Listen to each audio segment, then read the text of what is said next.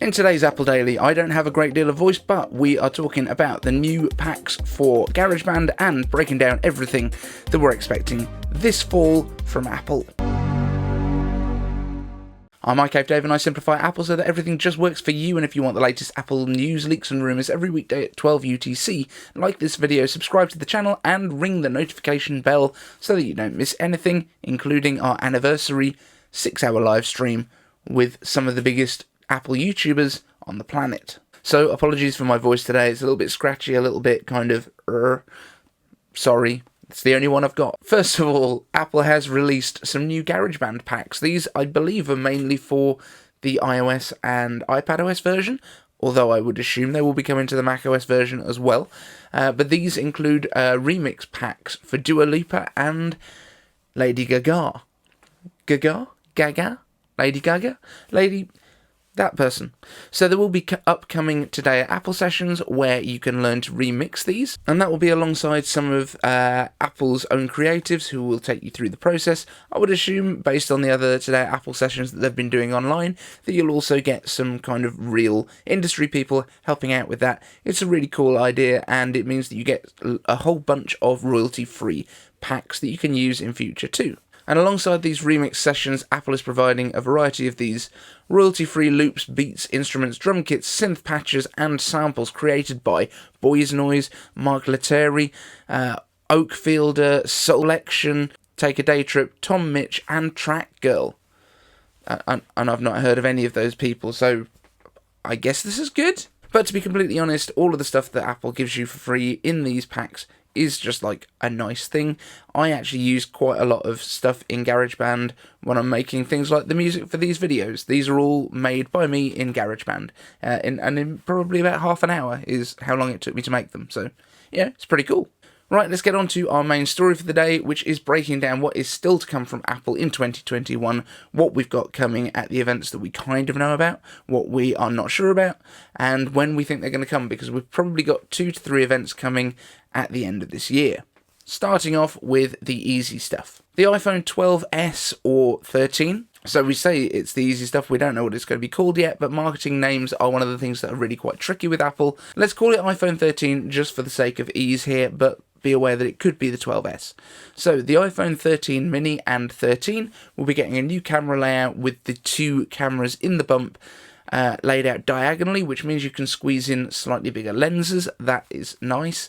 The Pros are going to be getting even bigger camera bumps, still with their 3 lens layout, but it is a chunkier boy because you've got a lot more stuff to fit in there, and the bigger you make these lenses and the sensors behind them, the more light they can grab. Now, one of the features that has been touted for this is the option for doing astrophotography in an easier way with this, which I'm quite excited about because I love me a bit of space stuff. We're also expecting smaller notches on these and obviously new colorways. There's no real indication of what these colours might be this year. We had quite bold colours last year compared to the 11s before them, which were quite pastel. So having said that we've already had the bold colours, we might well be switching back to those pastel shades this time, but what I would love to see is Apple doing a bit of a mix-up. With the 13s, you can get one colour on your band with the anodised aluminium and a different colour for the glass back. I think that would be really cool and allow people online specifically to customise their phones a little bit more than they have in the past. Personally, I would be going for a space grey frame with a yellow band or vice versa. And that smaller notch that we mentioned, that is potentially going to be because they're moving the microphone up into being adjacent to the antenna band, so there's actually like a cutout into the top of the glass rather than being a hole through it, and then moving the sensors closer together underneath. Now, it's not clear if that might affect how effective the depth perception would be, because obviously our human eyes are this far apart. If they were right on top of each other, you wouldn't get a great deal of depth perception. So it might be that that affects how the true depth camera works, but I would guess that Apple has nailed that by now. So iPhone 13 or 12s we would expect to be coming at the first event of the fall, which would be September, and it looks like September the 14th is the date. Oh, and of course the Pros will be getting that ProMotion display as well. Can't forget that, even though it's one of the features that everyone apart from me cares about. Next up, Apple Watch Series 7. Apple Watch Series 7 is looking to get the new design with the same design language as the iPhone 12s and the iPad Pros that we've had since 2017, 2018. It's with the squared off edges. It's going to have the flat glass on the front, I would assume, and I think that glass is basically going to sit flush with the frame, just like it does with the iPhones. Now, there is a big advantage to this in terms of durability for the watch, because right now, with the glass sitting above the surface of the metal, that means it's much more prone to getting knocked, and with this one, which is the SE, I've got quite a few scratches around the top corner that's closest to my hand, the kind of down arm side of the display. And I think that's purely because as you're walking along, if you bump against a wall or something, that's exactly where any impacts are going to happen. Now, once you put the glass flush with the metal edges, the metal is going to start protecting that glass much more, so it's going to be a lot less prone to scratches in general. But I believe Gorilla Glass has just come out with some new glass that is as tough almost as sapphire. And at the moment you can only get the sapphire glass on the higher end stainless steel or titanium models. Anything with aluminium only has the Ion X layer on top of the glass. So it could be that we actually get more durable glass as well as a design that protects the glass better too. That would be pretty awesome. Now, in terms of the features on that new Apple Watch, there is potential that this might include that body temperature sensor that has been mooted for a little while, but it looks like blood glucose monitoring won't come until next year. Now, the reason that I say the body temperature sensor might well come is it seems like that one's not that difficult to do compared to a visual optical glucose monitor. There are certainly watches out there that can already do that. I think Fitbit's got one. So that seems like the easier option. If they need to jam a new sensor in there, measure your temperature, that's going to be really helpful, especially with things like COVID still being kind of in circulation. It means that even if you don't know that you feel bad yet, if you start to get a fever, your watch can actually alert you to that, probably before you would notice it, and potentially help to reduce the spread. What else have we got coming? iPads. So the classic iPad, the kind of base entry-level cheapest iPad, that $330 version, that could well be getting the iPad Air 3 style design, although there have been recent leaks that have said it's going to stay exactly as it is, other than an A13 chip inside, which would be a little bit of a disappointment, but to be completely honest, I'm not 100% that bothered about the unlaminated display. That doesn't really bother me that much, although it is nicer when it is that much closer to the screen. The base iPad, it doesn't really matter whether it gets much of an upgrade. People are going to buy it anyway. It is the cheap one. It's designed there to be the cheapest. It's designed to be super accessible for people. So it would be great if it got that design upgrade, the slightly larger display, the laminated screen, but it also doesn't really need it. Next up, the iPad mini, probably getting a redesign this year, probably getting A15, and probably getting a mini Apple Pencil too. Now, this is a tricky one as well, because there's also more rumours that have just come out that the next iPad mini is going to look exactly like the existing iPad mini, which would suck, because that design has been literally there since the very first iPad mini. It's not changed in appearance at all since then, so it very much looks old. And it would be great for it to get the iPad Air, iPad Pro, iPhone 12 design language. And speaking of the iPad Air might be getting an update as well. A15, more cameras, so it gets the 2020 iPad Pro style camera arrangement with an ultra-wide, a wide-angle, LiDAR, and that's kind of it. But yeah, that would be a nice little upgrade. Also, another one that doesn't particularly need much more than an A15 inside, because the iPad Air is just a great bit of kit as it is. What else could we be getting at this September event, the September 14th? Probably the AirPods 3, it looks like. This is the base AirPods that are getting an upgrade for the first time since they've really come out. There was a second generation, but that basically just brought a slightly updated chip, slightly quicker pairing, things like that, but it wasn't a massive update. This will be a complete overhaul with new design language. The AirPods 3 look a lot more like the AirPods Pro that we have right now. They will support apparently spatial audio too. They will have a wireless charging case as standard, and possibly even a $10 price cut down to $150 from the starting $159 that we have right now, which also comes without a wireless charging case. If you want it with a wireless charging case right now, you're looking at $199. So that is a great saving if you want to drop it down to there. I would also think they're going to make that as compatible as possible too with MagSafe chargers. And then moving on to the next event, I think we're going to get this in October rather than November, but the Mac event. This is probably going to be the one that I'm more excited about, to be completely honest. Although it's always nice to see new iPhones and stuff, I'm probably not in the market even for a new iPhone this year, unless the portrait mode video is exclusive to those. If that is the case, then I might have to be swayed, but right now I'm far more interested in Macs. So what would we be expecting at a Mac-focused event? Well, the MacBook Pros with M1X finally coming to us in October. That's my theory, at least. And the M1X is going to be an absolute beast of a chip.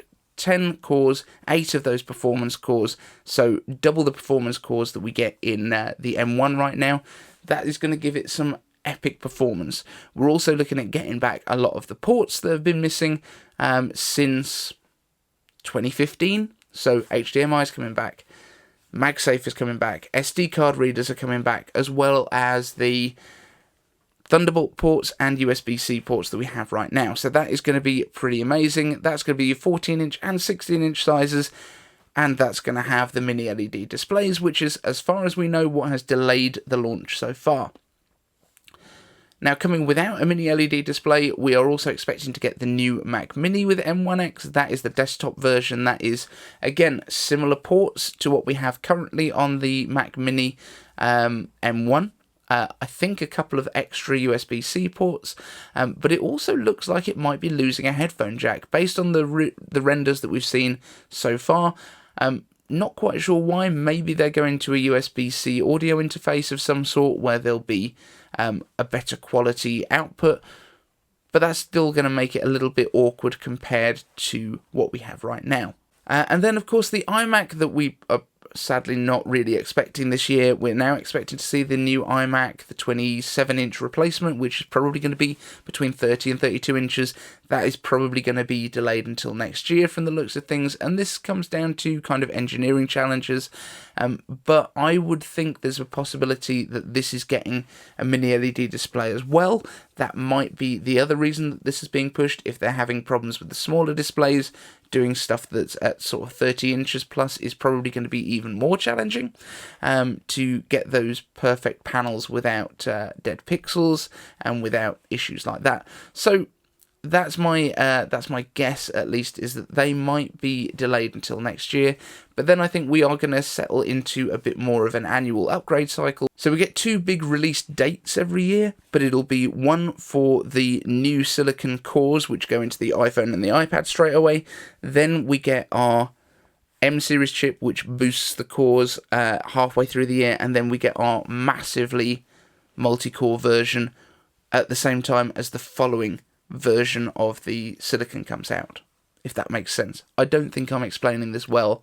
Let me know in the comments how confusing I'm being. And of course we get our software updates as well. iOS, iPadOS, WatchOS, homeOS, tvOS, all probably coming in September, with macOS Monterey coming in October. Let me know what you think of these predictions down in the comments section. Let me know if you think I've got the mix of events right or not. I'd love to hear your thoughts. Right, quick update on iCaversary. There's no extra people based on yesterday, but I think we did a pretty good announcement yesterday, adding John Prosser and a whole bunch of other YouTubers into the mix, alongside the previously announced Luke Miani and company. So let's keep this going. I'm going to be doing some work on iCaversary over the weekend. I'm probably going to do what I'm going to title the world's worst live stream. That will be this weekend, where I will be basically just testing out a whole bunch of the technologies that I need to be using, how I'm going to bring in the guests, and that kind of thing. So if you want to punish yourselves, that will be happening at some point over the weekend. It will be interrupted by children repeatedly, which is absolutely fine, because we're not really going to be doing a show. I'm just going to be on YouTube, and we probably won't even save it. So if you want to be involved in kind of the planning process a bit, or to help me test how to bring people onto the show, feel free to keep those notifications turned on, and you can get involved. But it's not something I think we will save for posterity. But next up, your iCave answers. Let's answer some of your questions. We've not got a huge amount today, but if you want to get a question answered on the next show, hashtag iCaveAnswers down in the comments section, and I will do what I can do for you. First up, Bruce Grubb asks, iCave Answers, the announcement of 2nm process has me confused. I thought that was the point where quantum tunneling started to get bad, making the size counterproductive as the electrons could jump the transistors in the chip. Or does nanometer refer to something else? So yeah, that's what we've all been thinking, that's what we've all been told, and I did a little bit of research today because there's a few people that have asked me about Quantumania and how Ant-Man is going to be involved in the next Apple Silicon chips once we get to that 2nm level. And to be completely honest, everything that I've looked at has a different number for where this starts. So there was articles from 2018 saying that 7nm couldn't be done because you would get quantum tunneling happening and electrons jumping the transistors, and then there was another article just after that that said 5nm could never be done because you would get quantum tunneling and electrons jumping over the transistors and things like that. So if I'm completely honest, I think that it's one of those hurdles that has to be overcome with every node that we go down. And it's one of these kind of challenges that is just overcome every time. They're like, oh, we can actually make it slightly smaller by doing this, this, or this, or using this different material, or doing this. So I think there's going to be ways that they can do it. And although we're talking in 5nm, 4nm, 3nm, 2nm, let's be honest, they're not going down in exactly those numbers. They're going down, a percentage each time, and they're probably rounding to the nearest nanometer, so it's not going from 3 to 2 being a 2/3 reduction, it's not going from 2 to 1 being a 50% reduction, it's going to be somewhere around there. So let's assume that the people that are developing these things over at TSMC know a little bit more about it than YouTubers do, and let's just assume that they're doing what they do and that they know what they're talking about better than I do, because that's very certainly the case. It's like when I watch people talking about rocket launchers and where something's gone wrong and say, why don't they just do this? And I'm like, believe me, if you've just come up with this, the people that are rocket scientists, that are actual rocket scientists, have probably thought of it. And to be clear, this is not a personal attack. This is there were a whole bunch of people that were saying very similar things about whether quantum tunneling would affect 2nm. But when we look back, that has been the concern all the way through, because yes, we're getting down to very, very tiny things that are smaller than we can comprehend, and there are issues at 7nm, at 5nm, at 4nm. And there will be issues at 2nm, and we will find ways of using technology to overcome those things. That's just what humankind does. Lit8 asks, iCave Answers, will AirPods 3 have AirPlay?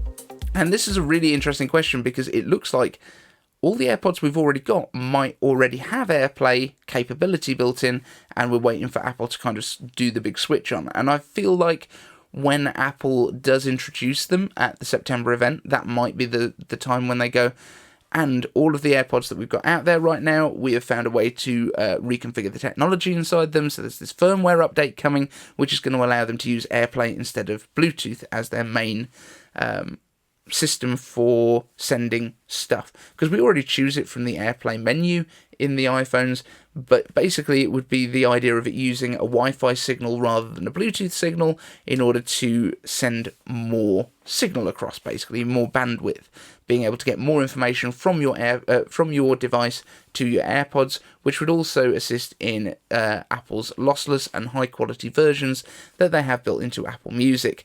There were rumours from John Prosser that that this capability was there and that they were waiting to switch it on to avoid any antitrust stuff going on, with the fact that only their headphones would work with their system to send the high quality lossless stuff, because it was also at the same time that the Epic trials were going on. I still don't think we've actually had the rulings from those, so we might be waiting until after that has happened in order to know exactly what's going on with this. But it's a great question, and fingers crossed, yes, that is the situation. And Ryan Ballinger asks, iCave answers, do you think that the next MacBooks will feature Touch ID sensors with a similar design to the ones on the 24-inch iMac's keyboard? Now, based on the renders that we've been seeing coming out from different people, and not just one source but multiple sources, it does look like they're going to have that ring on there. We've also heard from Luke Miani that the Touch ID sensor is going to have a backlight to it, which is a first. At the moment, the Touch ID sensor looks just like a little square box. I think this might be part of the reason as well that we've been seeing renders with taller function row keys, because at the moment the Touch ID sensor is very small, and we could be getting a larger Touch ID sensor coming to all of these MacBooks with that circular design. And I still think that those backlights that we've been hearing about with 4 specific LEDs for it might be to give it that kind of Siri look, because I think it could be a combination of Touch ID and a Siri button as well. So that's it for today's show, guys. Thank you all so much for joining. Don't forget, we will have that test live stream, the world's worst live stream, over the weekend at some point. I'm not even sure when it's going to be yet, but it will happen. It could be a late night one over here when the kids are in bed. It could be one that I do in the daytime and pop in and out as I need to while we're doing some testing. But if you want to get involved in something that's kind of preparing for that big old live stream that we've got coming up, please do feel free to get involved. I would love to have some of you to have a chat with, and maybe we can get some of you on as test streamers for me, so you can kind of stand in for Luke Miani, John Prosser, and the rest while we're just testing how everything's going to work, because I want to make sure that it runs nice and smoothly on the big day. Thank you all so much for joining, and we will see you in the next one.